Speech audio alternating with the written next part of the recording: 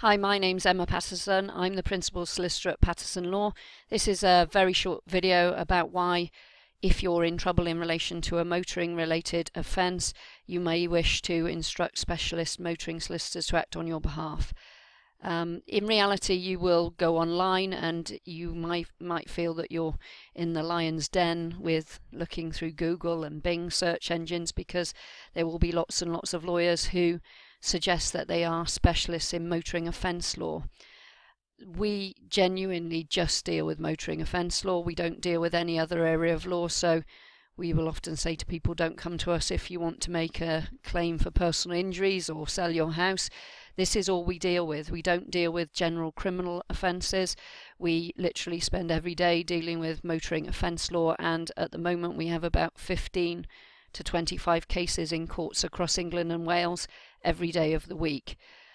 In order to be a genuine specialist, it's our opinion that you need to be doing this day in, day out.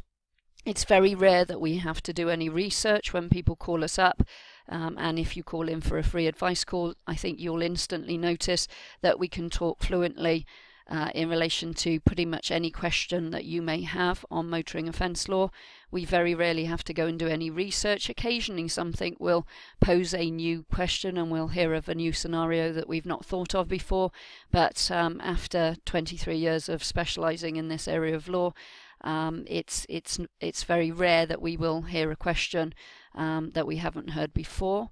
The team at Patterson Law are trained by me, and I'm the principal here, and my background is as a legal advisor at initially Plymouth Magistrates Court and then Bexley Heath Magistrates Court.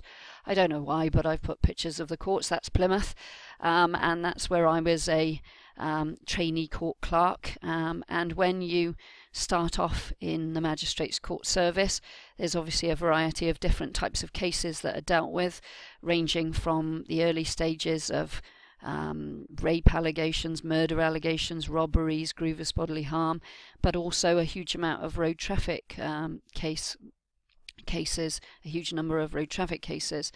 And when you're a baby court clerk, so when you're relatively junior, you find yourself sat in the road traffic courts pretty much day in, day out. Now, a general criminal lawyer who has started their career in a law firm will often start their career at the police station looking after, for example, youths that have ripped wing mirrors off cars at 3 o'clock in the morning, or drug-related offences, shoplifting. But as a trainee young court clerk, they stick you in the road traffic courts day in, day out, so that you can't make any mistakes that are too serious. For example, it's very rare that people are at risk of a custodial sentence, so you can't send somebody to prison by accident. So it's a huge grounding in road traffic law if that's where you start your career, and there aren't many former legal advisors to the magistrates courts who are in private practice, and certainly not many that specialise just in motoring law. But that was my background, and the second court that I worked at, probably about 5 years at each magistrates court, was Bexley Magistrates Court, and again a huge proportion of my time was spent advising the magistrates on road traffic law. Magistrates are lay people, they're volunteers, so they're not legally qualified, so they need a legal advisor, or it used to be called a court clerk, who is a solicitor or barrister who sits with them and advises them on the law. So when you start in the road traffic courts, you spend pretty much all day long, every day, with your face inside the textbooks relating to road traffic law. And it also gives you a really good idea of the things that the magistrates take seriously, so that as a court clerk you get the privilege of retiring with the magistrates when they go out to make their decisions, and the defence and the prosecution lawyers are left sat in the courtroom. But as a court clerk, you're privy to those discussions, and I really think that that's helped us in understanding the kind of arguments that the magistrates will empathise with, and also the kind of arguments that will perhaps antagonise the situation rather than make things better. And obviously it's our job to bring out the best in the magistrates in terms of their response to our clients.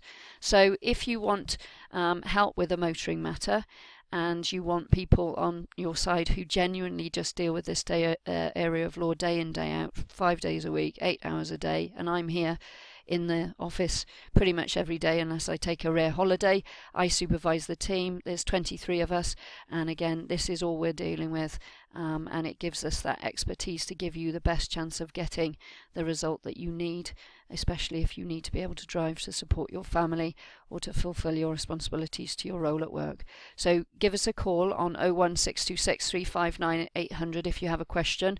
Don't feel frightened to call, because quite often something that you think may not be a big issue may actually be a basis upon which we could defend you, or perhaps argue special reasons, or help you avoid penalty points. So call in if you have any questions, and we'll be happy to assist. Thank you.